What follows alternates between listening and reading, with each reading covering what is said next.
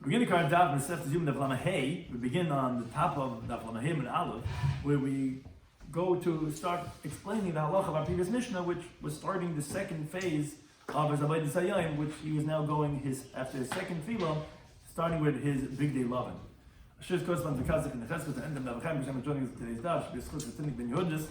Some of the things discussing today's Daf are regarding the clothing of the Kohen Gadol in Kippurim. We have three stories. Famous stories about Hill, Rabbi Shloimy Schwartzberg, and Yosef Tzaddik. We discuss the video of the Kohen Gadol.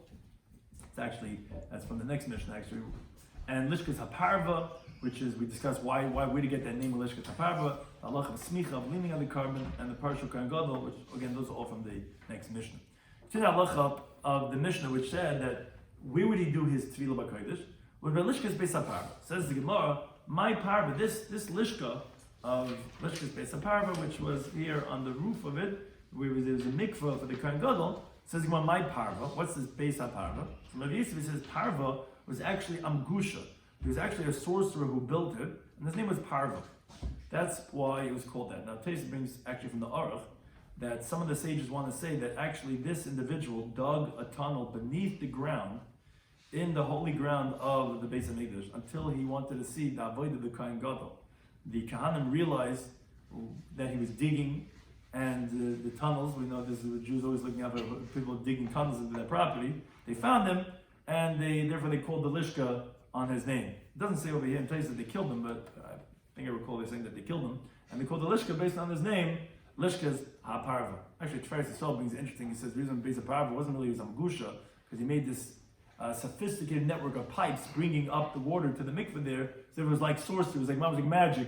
The way he made it, therefore they called him Amgusha. Maybe that was why it was called Lishkas Beis HaParva. Now it says that Parsus Satan Shabbos, they spread a linen garment to separate between the Kohen Gadol and the people when he went to the mikveh. It says why do you use specifically a white linen garment? So Makani says the big day book that you should realize that the Avodas Hayom is with a linen garment. Which Trace actually in the previous stuff asked, why are you saying it only over here? Why didn't you mention your halacha on the first part when it says they did it by the first tefillah? So they says that's a chiddush that you already did it once before. And also here, of course, he's taking off his big dizav. What else are you going to do? Even though he's coming to put on big love, and still they went to remind him by putting on the white linen garments that he should chat that, okay, today's a special day, today's the white day, today's the day when I'm wearing the white linen garments. Now, we said in the Mishnah, two different opinions. In the morning he would wear these expensive pilusin quality white linen garments of 18 mana, etc. And it was machlekes, but the second opinion held the chacham that would be in totality 30 mana. Now, is the Mishnah coming to tell us just how to count? It says we don't know 18 plus 12. I mean, you really must have gone to really. They're going to get you in New York with the chayda if you couldn't add 18 plus 12. They're going to. Well, you need a Mishnah to say hakol shleish mana, 30 mana. Why is it saying that? Says Gemara, no. Hakam ashmalan. The reason why it's summing it up together is to tell us that it's altogether 30 mana in sum total, because it's giving you a measurement how much you could take from hektish. That the bitzir mahani, if you diminish from the 30 mana, loy but that you can't do. But what it's coming to say is ha'ibatzer mahani. But if let's say you take away from the amount of the shachris one from the 18 mana, v'tafya, and then you add into the evening one from the 12 mana, that's less lamba. That doesn't bother us. In other words, we're going to give you 30 mana. We're giving it to you because you want 18 in the morning, 12 at night. You want to get one a good price, 16 mana for the morning one, and then you want to get 14 for the evening one. That you could do. That's why we're telling you the sum total, because although we are giving you 18 and 12 for that reason, but you could do as you please with the 30 mana. And that's why we said hakol shleisha mana, because that's what we're giving you. You want to spend the stipend on what you want to, you could switch it up. But that's why it says the sum total, to say that we're giving you a sum total. Now it says the Gemara Miyas, but one thing we find that according to both opinions, they may be different on the amounts. But everyone agrees the shachar difi that the morning begadim were more expensive. He spent more on that one. Says where do we know this from? So when we did it says because Amar the pasuk the yikra bad. It says 4 times in the pasuk saying this bad kodesh michnas bad yibasar ba'avni bad yechtir mitzvah, meaning by all the 4 begadim. It says the word bad 4 times by the begadim of Shal Shachris to tell you that lufchim bad, that you should get the most choices of the linen, which Trace actually explains. The 4 bads are, one is telling you first of all, that you should get linen. And the second bad is telling you that it should be livad, alone, meaning that you don't wear the big dizav with it like the way you normally do, because bad also can mean alone. The third bad tells you that it should be better than the linen that he wears all year round, meaning of like the Kahanim Hadyitis that wear linen. And the fourth bad tells you it should be better than the evening one. Or he says the third and the fourth one could be telling you bad hamufcha bad, the linen of the linen, like the ultimate linen. So, but be that as it may, because there's 4 times bad, that's how you know that the morning ones are going to be the choicest ones. Now, you continue on the base, the Gemara says Mesa. The Gemara is from a pasuk in Yecheskel. The pasuk over here actually is not to have a girsa the kirva el ashal la'am, because that pasuk is talking about when they're not talking about when they're doing the avodah, rather talking about the garments that they ate with, and you can't say as we're about to explain by Yom Kippur, because obviously not eating. He brings rather it's a pasuk that says when they went out to the outer chutzner, which you could explain that pasuk to Yom Kippur, because it says previously at V'hoy V'voyim, when it was when the Kohen Gadol came al shari hachatz hapanim, to the gate of the inner courtyard, it says they came with big day pishtin yilbashim, they should wear linen garments, and they shouldn't be wearing wool. Now that's most definitely Yom Kippur, because any other day of the year, when the Kohen Gadol is wearing the me'il, which is old tchelis, which is wool. The choshen the ephod has tchelis. So obviously we're talking about Yom Kippur when he only wears linen. Now it says after that, when they came out to the outer courtyard, Yivshu to his big day, they should take off their garments. And it says, as the Gemara quotes, "V'lov shubagodim achim," and they put on other garments. Now the Gemara assumes right now that what the pasuk is saying is that when the Kohen Gadol came back in the evening to take out the kavamachta, he put on other linen garments, not the original ones. Now, why is the pasuk in Yecheskel telling us this? Because since it's not alluded to in the Torah, it's only halacha mashmi Sinai. So Yecheskel, as we find many times in Shas, came v'asa asmachei akra, and he came and he wanted to show you in the pasuk a halacha that we know the mashmi Sinai. And the pasuk continues, it b'lei katra es am b'bigdeim. That Rashi just points out that part of the pasuk is really talking about something else. It's just saying that when they're hanging out with the people, they should wear the weekday clothing. Shouldn't be sanctified when you're with the people with your Kohanic garments. But one thing is, my love isn't the pasuk telling us when it says acherim, when they came out from doing the avodah in the Kodesh HaKodeshim, and then you're coming back a second time, and you put on other garments. Doesn't it tell us chashuv mehen? Isn't it telling us that to upgrade and that it was even better garments? Because or else why is saying acherim? It sounds like that it shouldn't be the same as the first ones. So the Gemara, no, acherim means chus mehen. Others, meaning less than. And the reason is because, as Rashi explained, since the first avodah that you wore linen was chashuv, because that was what did the atonement. That's what you did the power and the sar lashem. That's what you did the ketoris and all that. The second time you're wearing linen is just to remove the spoons and the pans, which is just to clean up after the meal, so to speak. And it's not appropriate to leave it over there. So therefore, you're going to downgrade, you're going to have a lesser type of garments when you're going to be taking it out. And that's exactly what we said in the Mishnah, that everyone agrees that the morning garments were more expensive than the evening garments. Now, continuing this theme regarding the white linen garments that the Kohen Gadol would wear on Yom Kippurim, so Tanya Rav Huna by Yehuda, some say Rav Shmuel by Yehuda, after he finished the avodas hatzibur, which was, like we said, doing all the avodas that he had to do for Klal Yisrael on Yom Kippurim. So Kayin she'asa la'im excited. So Kayin, that his mother made for him a tunic, loisha va'avid ba avodas yachad. He would put it on and he would do a private avodah. Now, what does it mean that he would do a private avodah? It means to say, not necessarily a private carbon. He's not doing that in Yom Kippurim. It means when he took out the spoon and the pan, which is not necessary for the tzibur. It's only because it's his responsibility, because he has to clean up after himself. So if we call it avodas yachid, that doesn't really mean he's doing a private avodah. It means it's just something, a private obligation he has on himself. So he would wear, but the mama had gemacht. Mama made a special design. Manzin the Kohen Gadol, the vice was Manzin Tidhan. Yeah, he's the one. The Klal Yisrael was riding on him. Made a special tunic for him. He was able to wear that. As long as they gave it over that it belongs to the public. Because ultimately, well, he could always use it, but even that time, when he did it that time, it wasn't after that he gave it the tzibur. It had to be the tziburs when he did it, because ultimately, Rashi says it is avodas tzibur. So although it's calling it avodas yachid because it's his own responsibility, but when I said the Kohen Gadol is representing Klal Yisrael, it's avodas for the tzibur. So as long as they gave it over to the tzibur, he could use what his mother made for him himself. That says. Says the Gemara Peshita. Obviously, that he could do that avoiding because you said that they're giving over to the tzibur. So it's the tzibur. What's the difference? Who donated? It says, no, what would you say? You would think maybe they're not really giving it over so well. Well, I mean, how much time I put into crochet this, how expensive this is. I don't know if I'm going to really just want to give it over. Majlan, that's the chiddush that, okay, we're going to say that's not a problem. You gave the parechis, you gave this thing, you're not taking it back, Which Chase actually points out that although actually other places we do find certain opinions that hold we are concerned for this, but here we're Anan Sahabi, the Kohen Gadol, they'll give it over very well because he's obviously the Kohen Gadol, is a Gadol B'Torah, he knows that you have to give it over, so therefore we're going to allow it to pass. And moreover, because since the whole covenant of the Kahuna is his, so he's going to give it over because this is the Agav of the Chavivis that he's doing the Avodah. So, he's hanging up his jersey, what I'm saying? He's donating his jersey. It's like, we're not concerned for that he's not going to give it over Yafal at Tzibur. But again, it has to be given over to the Tzibur. Now, continuing on this theme regarding, as we said, how expensive these garments were that they made for the Big Kahuna, and we said, you said if you want to add on, you could add on from yourself, so the wealthy families would add on. So Amar Lav Rabbi Shmuel ben Pabi, Sha'asli Imay Kutainis, as we said, the mother could make for him, and they would make a special one when the son would take out the kavanachta. His mother made for him a Kutainis shal meya mana, 100 mana. But remember, we said, how much was it? 18 mana, whatever it was, 12 mana. Everyone else had this, standard expensive garment. His mother made for him 100 mana, right? I guess it was before Takanas. And he put it on, and he did this avodas yachid, umasla tzibah again, but they gave it over to the tzibah before, and it says, we're donating it. But this is what the mama made for him. Moreover, Amar Allah Rabbi Lazar and Charsim, Sha'asla imay kutainis mishtei riboy.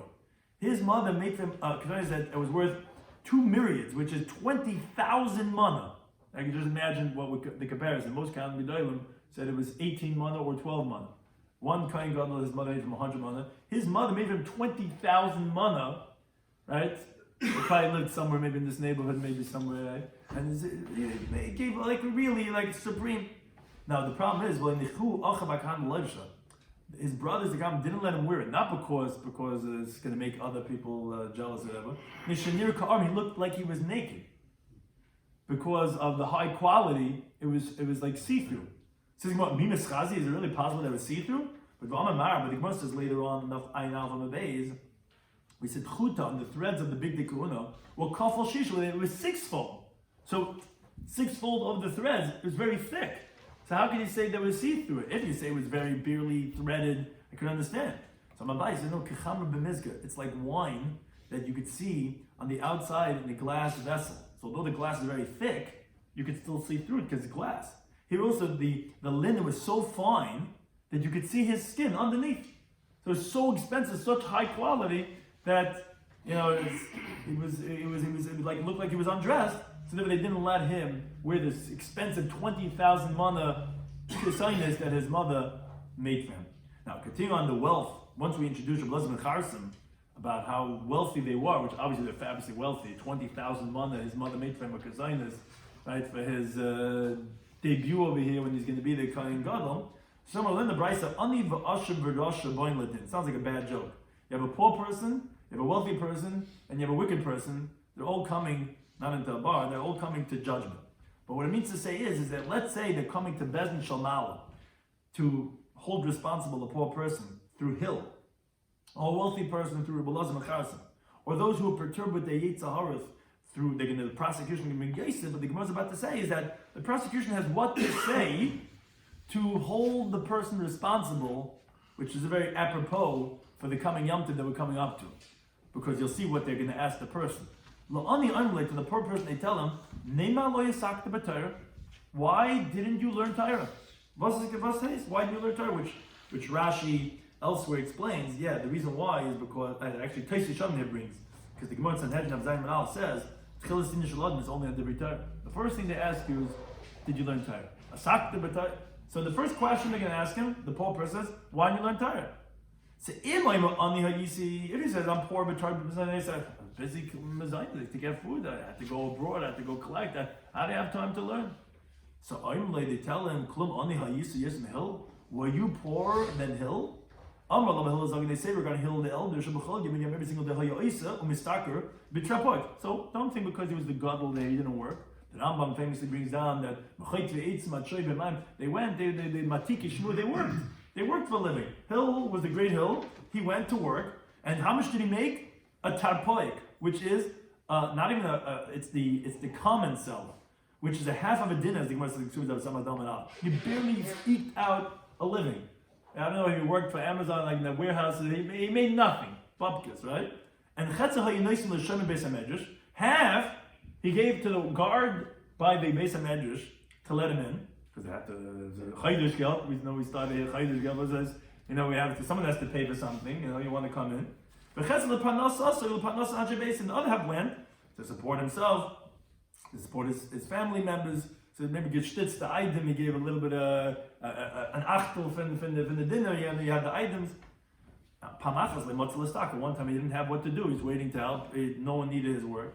So the guard didn't let him in because you can't pay. You have to put in you can't come in the mikveh without I don't care if you want to pay for the stall. You know what I'm saying? So they didn't let him in.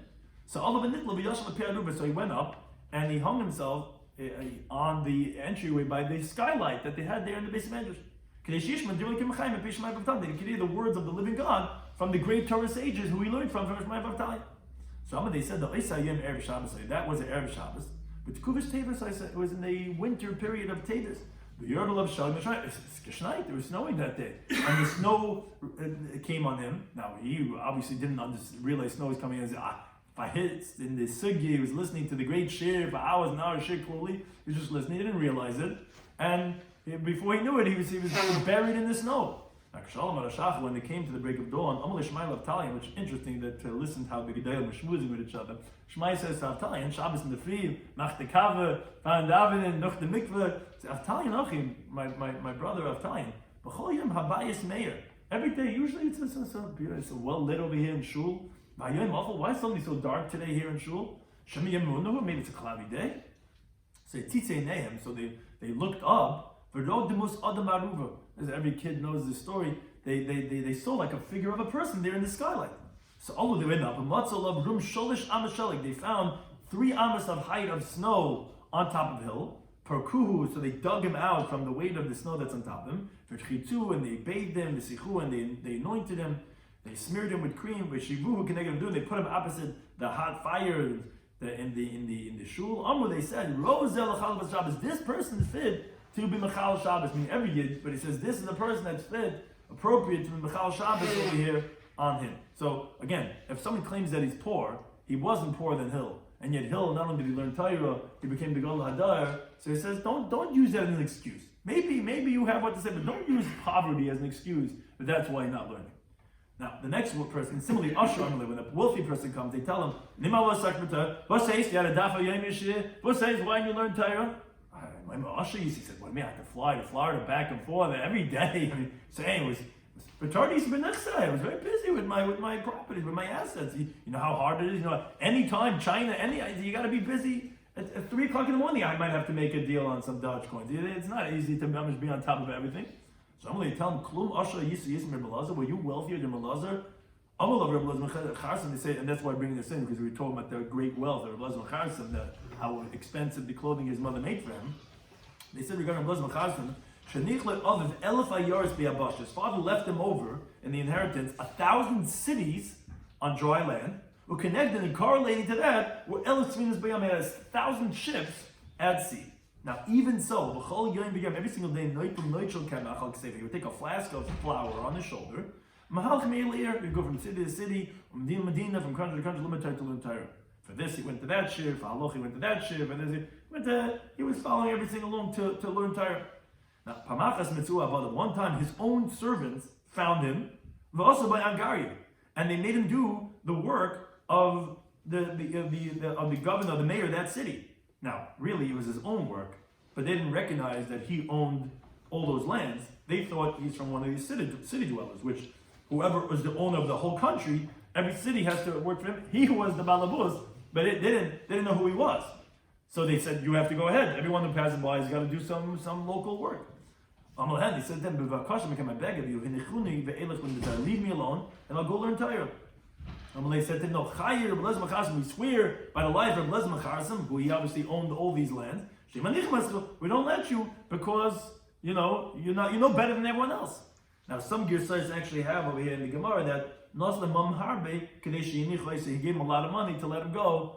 Shmiring always gets you somewhere. He gave him some gelt and they let him go and he went to learn Torah. Now, and all his days he never went and saw those servants because, like we're saying, he sat and they learned Torah all day and all night. So don't tell me because you're great wealth that prevent you from learning Torah, you're going to come up to you with your excuses. They're going to say, were you wealthier than him? You weren't even close to this guy's wealth. With inflation, who knows what that would be today's value of what he had back in those days. And he learned Torah night and day, so it's not an excuse. The third person, Rasha, a wicked person, they tell him, why didn't you learn Torah? And this is great diukim, they say, why you come a Rasha? But even you, Mr. Rasha, you still come to the shir, you still learn Torah. He says, no, it's beautiful. The Torah be Yitzri. I was perturbed by my desires, my lusts, my evil inclination. I had, who knows, at my fingertips, you know what I had? I was so busy. They tell him, Klum noha Yisem Yosef. You think you were more beautiful than Yosef? You think you were more perturbed than you with your Yetzer Hara than Yosef at Tzaddik? You think because you had a page that you had to upload every single 3 minutes, looking this way, looking that way, you say you were so busy, you had no time to learn? They say regarding Yosef at Tzaddik, every single day, the wife of Potiphar, who was his mistress, meaning in the sense of his master's wife, she would seduce him with words every single day. She would say this and say that and say that. She would wear special garments in the morning for him. She wouldn't wear the same garments in the evening. The garment that she wore then the next evening, she wouldn't wear the following morning. She would tell him, listen to me. And she was beautiful, and she was seductive, and she was a powerful woman. So Amalei said, love, no. She said to him, I'm going to get you locked up. You either do this or, talk about power control. So Amalei said to our pasuk and tell him that we said this morning, Hashem releases those who are bound. Don't worry, I'm not afraid that you can lock me up. She said, I'm gonna beat down your posture. I'm gonna knock you down. So he says, I'm not afraid of that. Hashem straightens the ones who are bent. She says, I'm gonna blind your eyes. He says, Hashem makes the blind see. She gave him 1,000 kikar, which a kikar is a huge amount, and he gave 1,000 kikar of that silver l'shmayla to listen to her. As the pasuk says, lishkabetz l'liyisama, to lay with her, to be with her, and he didn't want to listen to her, which it says lishkabetz la, to lay with her means in this world, and liyisama, to be with her, means la'ema in the world to come. So the Gemara concludes, Nimtzi comes out. Hillel machayves aniyim. Hillel obligates the poor people. Relezah machayves Hashem obligates the wealthy people. And Yosef machayves Rasham, and Yosef obligates the wicked people. There's no excuses why you're not learning Torah, a great introduction for the Yom Tov of Shuas, where it's like there's no excuses. You could learn Torah no matter what is going on in your life. So we're discussing today's Daf Yomi Daf Hey. We said this base of parable was because of a Magusha, a sorcerer, who made it. We said that they went and they made a linen garment that separated between the Kohen Gadol and the people. Why out of linen? Because so that they recognize that the Avodas Hayom was supposed to be with linen. We had in the Mishnah, we said that altogether was 31. Why altogether? What we know 18 plus 12 is 30. To tell you that even if it's you take off from here and you add on over here, that's okay. We're just giving you that sum amount. But everyone agrees the morning was more expensive. Because it says bad 4 times to tell you the choice of the bad was in the morning. Now, when it says the pasuk in Yecheskel, that actually means, lesser than. Because in the evening, when you went to take it off, that was just cleaning up. That doesn't have to be as chashuv as when you did the atonement with the begun in the morning. Now, this avodah of removing the machna and the kaf, we call it avodas yachid because it's just again a personal obligation. But that's even if it's a mother mitzvah, as long as yimtzrel latzibur yafa, we have to make sure that you're giving it over to tzibur because it's still avodas hatzibur. Where like we find like the mother of Lez Macharsim, who is very wealthy, which the Gemara brought out that he's one of the 3 that's Machayim. Why did you not learn Torah? Stop me to Teritzim. Without learning Torah, the first thing they ask you, did you learn Torah? So don't say, I was busy with this and that. Nothing's enough busy for learning Torah. Hil Machayim Aniyim, Ablazim Machazim Machayim Hashem. Yosef is Machayim. Hashem make it there anytime for hosting us and being Machayim everyone to learn Torah.